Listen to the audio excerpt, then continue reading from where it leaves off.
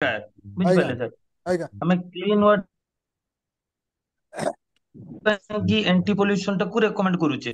ଆଜ୍ଞା ଧରାଯାଉ ସାର୍ ଆମ ପାଖରେ ଜଣଙ୍କ ପାଖରେ ମାନେ ଏତେ ଧରାଯାଉ ସଫିସିଏଣ୍ଟ ବାଲାନ୍ସ ନାହିଁ, ଆଜ୍ଞା ଆମେ ତୁଳସୀ ବା ଗୋଲ ତୁଳସୀ ରେକମେଣ୍ଡ କରିପାରିବା? ଆଜ୍ଞା ଆମର ସବୁଠୁ ଭଲ କାରଣ ପ୍ରଡକ୍ଟ ସିଏ ବି ହେଲା ତ ଆଣ୍ଟି ପଲ୍ୟୁସନ। କରୁଛି ନାଇଁ। ଆଜ୍ଞା। ଆମର ସବୁଠୁ ଭଲ ପ୍ରଡକ୍ଟ ହେଲା ଆଣ୍ଟି ପଲ୍ୟୁସନ। ହଁ, ନା ମୁଁ କହିବା କଥା ଜଣଙ୍କ ପାଖରେ ଆମେ ଧର ଯୋଉ କ୍ଲିନ୍ ଏୟାର, କ୍ଲିନ୍ ୱାଟର ବା ହାଇଜେନିକ ଫୁଡ ତିନିଟା ରହୁଛି, ଆଜ୍ଞା ଏଇ କମ୍ପୋଜିସନ ଆମେ ଦେଲା ବେଳକୁ ଜଣଙ୍କର ବଜେଟ ଟା ହାଇ ହେଇଯାଉଛି। ଆପଣ ତେଣୁ ଆମେ ସେ କ୍ଲିନ୍ ଏୟାର ଯୋଉ ଯୋଉ ମାନେ ପଞ୍ଚ ତୁଳସୀ ବା ଗୋଲ ତୁଳସୀ ଆଡ୍ କରିପାରିବା? ହଁ ପଞ୍ଚ ତୁଳସୀ ଦେଇପାରିବେ, ଆପଣ ମଲ୍ଟିଭିଟାମିନ୍ ଦେଇପାରିବେ, ଆଉ ହଁ ପ୍ରୋଟିନ ଗୋଟେ ଦେଇପାରିବେ। ହଁ ହଁ।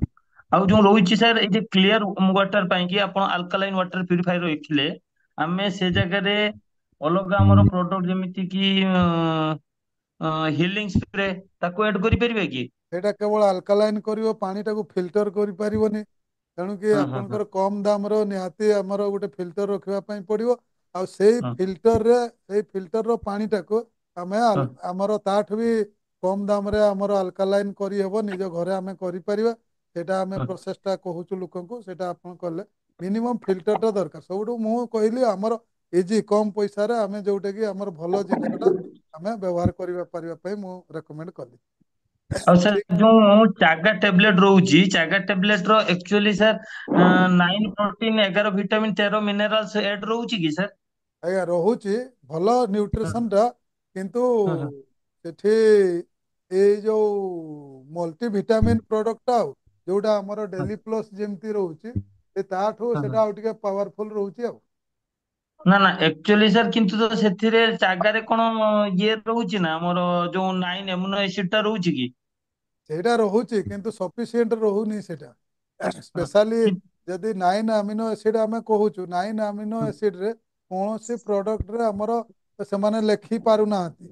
ଯେମିତି ହଁ ଆମର ହଁ ଡେଲି ଡେଲି ବି କୁହାହଉଛି ଯେ ଆମର ୱାର୍ଲଡରେ କୌଣସି ଏମିତି ପ୍ରଡକ୍ଟ ନାହିଁ ମୋ ଜାଣିବାରେ ଯୋଉଠିକି ହଁ ପିଓରଲି 9 ପ୍ରକାର ଆମିନୋ ଏସିଡ୍ ଆଉ 11 ପ୍ରକାର ଭିଟାମିନ୍ ଆଉ 13 ପ୍ରକାର ମିନେରାଲ ହଁ ମହଜୁଦ ହେଇଥିବାର ବର୍ତ୍ତମାନ ସୁଦ୍ଧା ସେମିତି ପ୍ରଡକ୍ଟ ଆମେ ପାଇନୁ। ହଁ କିନ୍ତୁ ହଁ। ଆମେ ସେଟାକୁ ରେକମେଣ୍ଡ କରିପାରିବା ଗୋଟେ ଲୋକ ଭଲ ଏମିତି ଖାଇବା ପାଇଁ। ଯଦି ତା ପାଖରେ କମ ପଇସା ଅଛି ତାହେଲେ ମଲ୍ଟି ଭିଟାମିନ୍ ଦେଇପାରିବା। ନା ଯଦି ଆମ ସାର୍ ଭିଟାମିନ୍ ଯୋଉଟା ରହିଲା ସାର୍ 11 ପ୍ରକାର ଭିଟାମିନ୍ ଆମେ ମଲ୍ଟି ଭିଟାମିନ୍ ରୁ ପାଇଯାଉଛେ। ଆଜ୍ଞା ମିନେରାଲ ରହିଲା ସିଟିଏମଡି କେଏମଡି ରୁ ପାଉଛେ। ଆଜ୍ଞା କିନ୍ତୁ ଏଇ ଯେ 9 ପ୍ରକାର ଏମୁନୋ ଏସିଡ୍ ଟା ସେଇଟା ଆମର କଣ ଆଲୋଭେରାରେ ରହୁଛି କି? ନାଇଁ ସେଇଟା ଆଲୋଭେରା ହଉ ବା ହଁ ଚାଗାରେ ଆଲୋଭେରାରେ ହଉ ରହୁଛି, ଏଗୁଡା ଆଲୋଭେରାରେ ରହୁଛି, ଆଲୋଭେରାରେ ତାହେଲେ ରହୁଛି। ଯଦି ଆମେ ଗୋଟେ ଲୋକକୁ ପ୍ରପର ଫୁଡ ପାଇଁ କି ଆମେ ଯଦି ଆଲୋଭେରା ଦଉଛେ, ଆଲୋଭେରା ଦେଲେ ବଡି କ୍ଲିନଜିଂ ବି ହେଇଯିବ। ତା ସହିତ ଯୋଉ ମଲ୍ଟିଭିଟାମିନ୍ ଆଉ ସିଟିଏମଡି ବା କେଏମଡି ଦେଲେ ତ ହଁ ସେଇଟା ହେଇଯାଉଛି। ହଉଛି, ହଁ ସେଇଟା ରେଗୁଲାର ପ୍ରୋସେସରେ ରେଗୁଲାର ସିଏ ଖାଇବା ପାଇଁ ପଡିବ। ଗୋଟେ ଆଲୋଭେରା ଖାଇଦେଲେ ସେ ଭାବିଦେବ ଯେ ମୋର ସବୁ ଠିକ ହେଇଯିବ, ହବନି। କାହିଁକି ବହୁତ ହଁ କମ ଆକାରରେ ରହୁଛି, ସେଠି ସବୁ ଯାକ ମିଶିକି ବ୍ଲେଣ୍ଡ ହେଇକି ଅଛି। ତା ହଁ ରେଗୁଲାର ହଁ ତାକୁ ଖାଇବା ପାଇଁ ପଡିବ। ଠିକ ଅଛି ହଁ। ଆଉ ସାର୍ ଆଉ ଗୋଟେ କ୍ୱେଶ୍ଚନ ରହୁଛି, ଆଜ୍ଞା ଯୋଉ ଆମେ ଆଲୋଭେରା ଦଉଛେ ଆଜ୍ଞା ଆକ୍ଚୁଆଲି କମ୍ପାନୀ ଯୋଉ ହିସାବରେ ଲେଖୁଛି ଆଜ୍ଞା ସେ ହିସାବରେ ଦେଲା ବେଳକୁ ଲୋକମାନଙ୍କର କଣ ଆସୁଛି ନା ଆମେ ଯଦି ମାନେ ହାଲକା ଉଷୁମ ପାଣିରେ ଦଉଛେ ବା ପ୍ଲେନ ପାଣିରେ ଦଉଛେ ଆଜ୍ଞା ତାହେଲେ ଆକ୍ଚୁଆଲି ଥଣ୍ଡା ଟିକେ ଟିକେ ଲୋକମାନଙ୍କୁ ହଉଛି। ବହୁତ ଜାଗାରେ ମାନେ ଏମିତି ପ୍ରୋବ୍ଲେମ ବି ମୁଁ ଫେସ କରିଛି, ଆଜ୍ଞା ଯେମିତି ବହୁତ ଜଣଙ୍କ ସାଙ୍ଗେ ସାଙ୍ଗେ 2ଟା ଡୋଜ ମାନେ 2 ଦିନ ଖାଇଲା ପରେ ମୁହଁ ବି ଫୁଲି ଯାଉଛି। ଆଜ୍ଞା ତେଣୁ ଆକ୍ଚୁଆଲି ଆଲୋଭେରା ଟେକିଂ ର ଆକ୍ଚୁଆଲି ପ୍ରୋସିଡିୟର ଟା କଣ? ଡାଇରେକ୍ଟ ନବ ନା କେମିତି କଣ? ଆଲୋଭେରାର ଖାଇବାର ନିୟମ ହେଲା ସକାଳୁ ଉଠିଲେ ଆପଣ 2 ଗ୍ଲାସ ପାଣି ପିଇବେ ଆଉ ହଁ କେଏମଡି ଖାଇବେ ଆଗେ ଉଠିଲା ମାନେ। ହଁ ହଁ ହଁ ତାପରେ ମିନିମମ୍ ଅଧା ଘଣ୍ଟା ଗ୍ୟାପ୍ ଦେବେ, ଝାଡା ପରିସ୍ରା ଯାଇକି ପୁରା କ୍ଲିନ ହେଇଯିବେ। ତାପରେ ହଁ, ଅଲୋଭେରା ଗୋଟେ ଠିପି ଖାଇବେ ଡାଇରେକ୍ଟ, କିଛି ଆଜ୍ଞା ମିଶେଇବେ ନାହିଁ। ଆଜ୍ଞା ଯଦି କିଛି ମିଶଉଛନ୍ତି ତାହେଲେ ତାର ସିଏ ଓଲଟା କାମ କରିବ। ସେଇଥିପାଇଁ ଆଜ୍ଞା। ବାରମ୍ବାର ମୁଁ କହୁଛି ଅଲୋଭେରା ଟା ସିଏ କୋଉଥିପାଇଁ ଖାଇବ ସେଇଟା ଆଗେ ହଁ। ଜାଣିବା ଦରକାର। ନା ନା ମୁଁ ସାଧାରଣତଃ ସାର୍ ଚାହୁଁଛି ଯୋଉ ଆଲୋଭେରା ଆମେ ସାଧାରଣତଃ ନର୍ମାଲ ମ୍ୟାକ୍ସିମମ୍ ଖାଇବା ଜାଗାରେ ପାଇଁ ଆମେ ମାନେ ଡାଇଜେସନ ଓରିଏଣ୍ଟେଡ ପାଇଁ କି ଦଉଛେ, ଯୋଉଟା ମାନେ କି ବଡି କ୍ଲିନଜିଂ ପାଇଁ କି। ଆଜ୍ଞା ଆକ୍ଚୁଆଲି ତାର ପ୍ରୋସିଡିୟର ଟା କେମିତି? ପ୍ରୋସିଡିଓର ଟା ହଉଛି ଏଇଟା, ସକାଳୁ ଉଠିବେ ଉଷୁମ ପାଣି 2 ଗ୍ଲାସ ପିଇବେ, କେଏମଡି ହଁ କିମ୍ବା ସିଟିଏମଡି ପିଇବେ। ତାର ଝାଡା ଝପଟ ଯାଇ ସାରିକି ତାପରେ ଅଧଘଣ୍ଟା ପରେ ଯାଇକି ଗୋଟେ ଠିପି ଖାଇବେ। ଗୋଟେ ଠିପି ଖାଇ ସାରିଲା ପରେ କିଛି ମିଶେଇବେନି, ପୁଣି ହଁ ଅଧଘଣ୍ଟା ପରେ ଯାଇକି ଅଲଗା ନ୍ୟୁଟ୍ରିସନ କିମ୍ବା ଅଲଗା ଯାହା କରିବା କଥା। ଅଲୋଭେରା ପିଇବାର ଆଗକୁ ହୁଁ। ଅଧଘଣ୍ଟା ପଛକୁ ଅଧଘଣ୍ଟା ଗାଧେଇବେ ନାହିଁ କିମ୍ବା ଗାଧେଇ ଆସିକି ସାରିକି ପିଇବେ ନାହିଁ। ପାଣି ୟୁଜ ହବ ନାହିଁ, ଟୋଟାଲ ପାଣି ପାଣି ୟୁଜ ହବ ୟୁଜ ନାହିଁ। ହବ ନାହିଁ। ଆଜ୍ଞା। ଆଜ୍ଞା ଆଜ୍ଞା। ତାହେଲେ ଆଜ୍ଞା। ଯାଇକି ତାଙ୍କର ଯଦି ଥଣ୍ଡା ଥିବ ତାହେଲେ ହୁଁ ତାଙ୍କୁ କଣ କରାହବ, ଗୋଟେ ଠିପି ହୁଁ ପୁରା ଗରମ ପାଣି ମାନେ ଚା ଭଳିଆ ଗରମ, ହୁଁ ସେ ହୁଁ। ଗୋଟେ ଠିପି ଗରମ ପାଣି ଆଉ ଗୋଟେ ଠିପି ଅଲୋଭେରା ମିଶେଇକି ସେ ପୁରା ଗରମ ଗରମ ପିଇବେ। ବେଶୀ ପାଣି ଦେଲେ ସେ ଓଲଟା କାମ କରିବ। ଠିକ ଅଛି ଠିକ ଅଛି ସାର୍। ଆଜ୍ଞା। ହୁଁ ଏଇଟା ହେଲା ନିୟମ। ହୁଁ ହୁଁ ହୁଁ। ଆଜ୍ଞା। ଠିକ ଅଛି। ଆଉ କାହାର କଣ ଥ୍ୟାଙ୍କ କାହାର ୟୁ। ଅଛି? ଆଉ କାହାର କଣ ଅଛି କୁହନ୍ତୁ? ଯାହା ବି ଡାଉଟ୍ ଅଛି ସେଇଟା କହିଯାଆନ୍ତୁ। ଆଉ ଅଛି ଆମ ପାଖରେ 5-10 ମିନିଟ୍ ଟାଇମ୍। ଆଚ୍ଛା ସାର୍, ଆଉ ଗୋଟେ କଥା ମୋର ପଚାରିବାର ଥିଲା, ଯୋଉ ଆଜ୍ଞା ଆମେ ପ୍ରୋଟିନ ଟା ଦଉଛେ ଜଣକୁ, ଆଜ୍ଞା ବୁଝିପାରିଲେ ସାର୍, ଆଜ୍ଞା ତାର ଆକ୍ଚୁଆଲି ଆମେ ଏଇ ସପ୍ଲିମେଣ୍ଟ ଦେଲା ପରେ ପ୍ରପରଲି ଡାଇଜେଷ୍ଟ ହଉନାହିଁ ଆଜ୍ଞା ଗୋଟେ ଜାଗାରେ, ଆଜ୍ଞା ଇନ କେସ୍ ଆଜ୍ଞା ସିଏ ଯଦି ସେ ପ୍ରପରଲି ତାର ୱାର୍କଆଉଟ ପ୍ରୋସିଡିଓର ତାକୁ ମେଣ୍ଟେନ କରୁନଥିଲା, ବର୍ତ୍ତମାନ ଧରାଯାଉ ତାକୁ ଆମେ 9 ପ୍ରକାର ପ୍ରୋଟିନ, 11 ପ୍ରକାର ଭିଟାମିନ ମିନେରାଲ ଏସବୁ ଦେଲେ, ଆଜ୍ଞା କିନ୍ତୁ ପ୍ରୋବ୍ଲେମ କରେଇବ ପ୍ରୋଟିନ ଟା। ତେଣୁ ଯିଏ ଆଜ୍ଞା। ଯଦି ପ୍ରପରଲି ୱାର୍କଆଉଟ ଟା ହ୍ୟାଲୋ କରୁଥିବ, ହ୍ୟାଲୋ ତାହେଲେ ହ୍ୟାଲୋ। ସେ ଜାଗାରେ ପ୍ରୋଟିନ ଦେଲା ପରେ ସେ ଇଜିଲି ଆବଜର୍ବ ହେଇପାରିବ ନା ନାହିଁ ସାର୍? ହଁ, ତାର ଲିଭରଟାକୁ ଦେଖିବା ପାଇଁ ପଡିବ। ହଁ ପ୍ରୋଟିନ ସାର୍, ଲିଭର ପାଇଁ କି ଆମେ ତାକୁ ଦଉଛେ, ଲିଭର ପାଇଁ ଦେଲେ, ଲିଭର ପାଇଁ ଦେଲା ପରେ ବି ସେ ନାଇଟ୍ରୋଜେନ କ୍ରିଏଟ ହଉଛି, ମାନେ ତାଙ୍କର ଇନଡାଇଜେସନ, ମାନେ ଯୋଉଟା ବାୟୁ ବାହାରୁଛି। ତେଣୁ ଆଜ୍ଞା ସେ ଆଜ୍ଞା ଜାଗାରେ ସେ ସେଇଟା ଯଦି ସେଇଟା ପ୍ରପରଲି ୱାର୍କଆଉଟ ଟାକୁ, ଲାର୍ଜ ହୁଁ, ଇଣ୍ଟେଷ୍ଟାଇନର ପ୍ରୋବ୍ଲେମ ରହୁଛି। ବୁଝିଲେ? ଆଜ୍ଞା ଆଜ୍ଞା ସେ ଆଜ୍ଞା। ଲାର୍ଜ ଇଣ୍ଟେଷ୍ଟାଇନର ପ୍ରୋବ୍ଲେମ ରହୁଛି, ସେଟାକୁ ଆମକୁ ସଲ୍ଭ କରିବା ପାଇଁ ତାକୁ ପଡିବ। ସେ ହୁଁ ଲାର୍ଜ ଇଣ୍ଟେଷ୍ଟାଇନ ଟା କିମ୍ବା ଆମର ସ୍ମଲ୍ ଇଣ୍ଟେଷ୍ଟାଇନ ର ପ୍ରୋବ୍ଲେମ ଟା ଯଦି କ୍ରିଏଟ ହଉଛି, ତାହେଲେ ହୁଁ ହୁଁ। ଯାଇକି ଆପଣଙ୍କର ବାୟୁ ତିଆରି ହେବ, ଯୋଉଟା କି ଆମର ଏସିଡିଟି ବୋଲିକି ଆମେ ବି କହୁଛୁ। ହଁ, ତାଙ୍କୁ କିନ୍ତୁ ଆଲୋଭେରା ଯଦି ବି ଦିଆଯାଉଛି ସାର୍, ଆମେ ଆକ୍ଚୁଆଲି ବହୁତ ଜାଗାରେ ଆମେ ଆଲୋଭେରା ଦଉନୁ କଣ ପାଇଁ ନା, କମ୍ପାନୀ ଯୋଉ ହିସାବରେ ଲେଖୁଛି ବା କମ୍ପାନୀର ଯୋଉ ରିସର୍ଚ୍ଚର ମାନଙ୍କୁ ପଚାରିଥିଲି, ଆଜ୍ଞା। ସେମାନେ ଯୋଉ ପ୍ରୋସିଡିଓର ଦଉଛନ୍ତି, ସେ ପ୍ରୋସିଡିଓର ଆକ୍ଚୁଆଲି ପ୍ରୋବ୍ଲେମ କ୍ରିଏଟ ନାଇଁ, ସେ ହେଇଛି। ପ୍ରୋସିଡିଓର ଦେବେନି। ଆମର ଏଇ ଯୋଉ ପ୍ରୋସିଡିଓର ଅଛି, ଏ ଆଜ୍ଞା ପ୍ରୋସିଡିଓରରେ ଆପଣଙ୍କ ରେଜଲ୍ଟ ମିଳିବ। ଆଉ ଯୋଉମାନେ ଆଜ୍ଞା ଏହାର ଟିକେ ବ୍ୟତିକ୍ରମ କରିବେ, ତାଙ୍କୁ ହିଁ ହୁଁ, ଅସୁବିଧା କରିବ, ନହେଲେ ଆଜ୍ଞା କେବେ ଆଜ୍ଞା। ଅସୁବିଧା କରିବ ନାହିଁ। ଆମର ଏଇଟା ଓକେ ଓକେ ଓକେ ସାର୍। ଠିକ ଅଛି। ଠିକ ଅଛି। ଆଜ୍ଞା ଥ୍ୟାଙ୍କ ୟୁ ସାର୍। ଆଜ୍ଞା। ଆଉ କାହାର କଣ ଅଛି? କିଛି ବି କୋଶ୍ଚେନ ଅଛି ପଚାରି ଯାଆନ୍ତୁ। ହ୍ୟାଲୋ। ଆଜ୍ଞା କୁହନ୍ତୁ ସାର୍।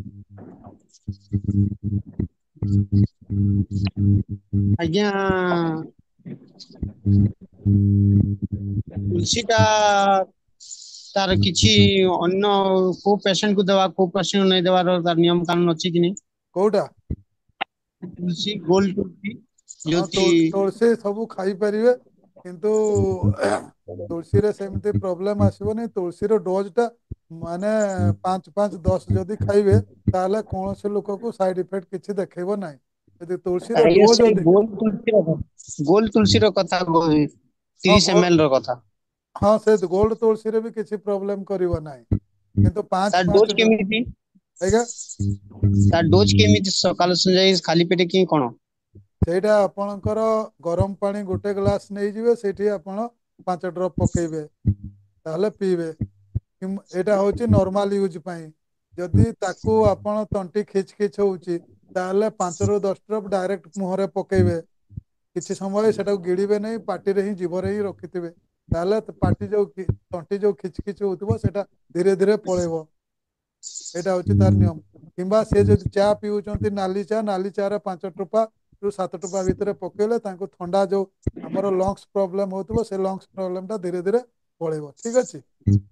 ଆଉ ଗୋଟେ କଥା ଆଜ୍ଞା, ଏ ଆକ୍ଟିଭ ଫାଇବର ବହି କେତେ ଦିନ ଆଗରୁ ପ୍ରୋଡକ୍ଟ ଆସିଛି? ଆକ୍ଟିଭ ଫାଇବର ଯୋଉ ପ୍ରୋଡକ୍ଟ ଟାବଲେଟ ଅଛି, ଆଜ୍ଞା। ତାର କାମ କଥା କଣ କଣ?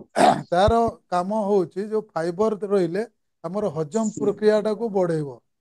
ଆମର ଯୋଉ ହଜମ ପ୍ରକ୍ରିୟା ଟା ଯାହାର ଠିକ ନାହିଁ, ସେଥିପାଇଁ ସେ ଫାଇବର ମାନେ ଆମର ଶରୀରରେ ଫାଇବର ଟିକେ ଅଧିକା ଦରକାର। ଯୋଉ ଫାଇବର ଜିନିଷ ଟା ଆମର ଅଲେପୁରାରେ ମହଜୁଦ ଅଛି।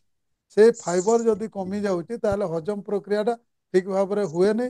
ସେ ଯୋଉ ଆମର ଯୋଉ ପେରିଷ୍ଟିସିଆଲ ଫଙ୍କସନ ୱିକ ରହେ, ସେଥିପାଇଁ ଆମକୁ ଫାଇବର ଟା ଦେବା କଥା ହଜମ ପ୍ରକ୍ରିୟା ପାଇଁ, ସେଇଟା ଠିକ ଅଛି। ଆଜ୍ଞା। ଆଉ ଆଜ୍ଞା, ଏଇ ପ୍ରୋଟିନ ଟା କୋଉ କୋଉ ରୋଗୀ କି ଦେଇପାରିବେ, କୋଉ କୋଉ ରୋଗୀ ଦେଇ ପାରିବେନି ପ୍ରୋଟିନ? ସେଇଟା ପ୍ରୋଟିନ୍ କୁ ଆପଣଙ୍କର ଯୋଉମାନଙ୍କର ଲିଭର ପ୍ରୋବ୍ଲେମ ଥିବ ତାଙ୍କୁ ଆପଣ ହଁ ଦେଇପାରିବେ ନାହିଁ। ଆଜ୍ଞା ଆଉ ତା ପ୍ରୋଟିନ୍ କିଡନୀ ପେସେଣ୍ଟ ଦେଇ ପାରିବେ କି ନାହିଁ? କିଡନୀ ପୁରା ସେଇଟା ଲିଭର ଯଦି ଖରାପ ଥିଲେ ଯାଇକି କିଡନୀ ଖରାପ କରିବ। ଯଦି କିଡନୀ ଆପଣଙ୍କର ପ୍ରୋବ୍ଲେମ ଅଲରେଡି ଅଛି ତାହେଲେ ହୁଁ ଆପଣ ପ୍ରୋଟିନ୍ ସେଇ ସମୟରେ ଦେବେନି। ସେଟା ଠିକ ହେଇ ଆଜ୍ଞା ସାରିଲା ପରେ ତାକୁ ଯାଇକି ତାପରେ ଦେଇପାରିବେ ଆପଣ। ଠିକ ଅଛି। ଆଉ ଚୁଟି ପାଇଁ ଯୋଉ ବାଲ ଝଡୁଛି ଆଜ୍ଞା ଚୁଟି ସହିତ କୋଉ ଟାବଲେଟ ଦେବାକୁ ପଡିବ ଆଜ୍ଞା?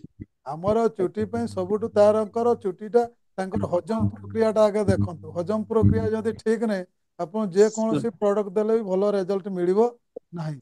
କାହିଁକି ଆପଣ ଯାହା ବି ଖାଇବେ ସବୁ ପେଟକୁ ଯିବ, ପେଟରୁ ଯାଇକି ଆପଣଙ୍କର ମୁଣ୍ଡକୁ ସେ ଉଠିବ।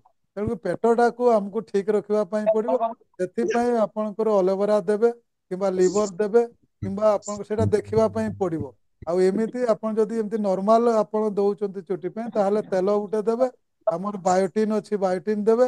ଆଉ ଆପଣଙ୍କର ହେୟାର ନେଲ୍ ସ୍କିନ୍ ଯୋଉଟା କ୍ୟାପସୁଲ ଟା ଅଛି ସେଇଟା ଆପଣ ଦେବେ। ଏ ତିନିଟା ଦେବେ ଆଉ ଭଲ ଠିକ ସାମ୍ପୁ ଟା ଅଛି ଦେବେ ଆଉ। ଠିକ ଅଛି ଠିକ ଅଛି ଧନ୍ୟବାଦ ଆଜ୍ଞା। ଆଜ୍ଞା ସାର୍ ୱେଲକମ୍। ଆମର ଯୋଉ ନୂଆ ଗୋଟେ ଆସିଛି ହେୟାର ଗ୍ରୋଥ ଟାବଲେଟ। ହଁ ସେଟା ଦେଇପାରିବେ। ହଁ ସେଟା ତାର ହରମୋନ ବାଲାନ୍ସକୁ ବି କଣ୍ଟ୍ରୋଲ କରୁଛି, ଆଜ୍ଞା ଡାଇଜେସନ କୁ ଆଜ୍ଞା ବହୁତ ପ୍ରକାର। ଆଉ ଯୋଉ ସାର୍ ରିଫାଇଣ୍ଡ ଅଏଲ ଟା ରହୁଛି ଆମର ଆକ୍ଚୁଆଲି ଯୋଉ ରାଇସ୍ ବ୍ରାନ ଅଏଲ ଟା actually refined oil. Refined oil ଟା ଫିଜିକାଲି ରିଫାଇଣ୍ଡ ମାନେ ଆମର ତେଲ ଯଦି ଆମେ ଛାଣିବା ଆମେ ଯୋଉ ମେସିନ ରେ ପେଶି ଦେଲେ ପେଶି ଦେଲା ପରେ ଫିଜିକାଲି ରିଫାଇଣ୍ଡ ହଉଛି ମାନେ ଆମର ଜାଲିରେ ଏଟା ଛଣା ହେଇଥାଉଛି। ଏଇଟା ସେମିତି କିଛି କେମିକାଲ ଫେମିକାଲ କିଛି ଦିଆ ହଉନି। ସେଇଥିପାଇଁ ତାହେଲେ ଏଇଟା ଆମର ଫିଜିକାଲ। ଆକ୍ଚୁଆଲି ସାର୍ ଯଦି ଯୋଉ ତେଲଟା ଆକ୍ଚୁଆଲି ରିଫାଇଣ୍ଡ ଅଏଲ ଟା ହାର୍ମଫୁଲ କୁହାଯାଉଛି, କିନ୍ତୁ ଆଜ୍ଞା ତା ପ୍ରତିବଦଳରେ ଯଦି ଆମେ ଯୋଉ ରହୁଛି ଆମର ରାଇସ୍ ବ୍ରାଣ୍ଡ ଅଏଲ କେବାରେ 14,000 ppm ର ସେ ଆଜ୍ଞା ତେଲ ସମସ୍ତେ ୟୁଜ କରିପାରିବେ ନାହିଁ ସମସ୍ତେ ସେଟା ୟୁଜ୍ ବେଟର। କରିବେ ସମସ୍ତେ ୟୁଜ୍ କରିପାରିବେ ଏଟା ସେମିତି ଆଜ୍ଞା କିଛି ପ୍ରୋବ୍ଲେମ ନାହିଁ। ଆଜ୍ଞା ଠିକ।